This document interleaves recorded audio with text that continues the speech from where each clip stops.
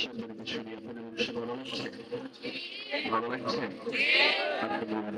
গম পাচ্ছেন তো যে এখন হজের মৌসুম যাচ্ছে, আমাদের মদিনা যেতে ইচ্ছা হয় না, ইচ্ছা হয় কি হয় না?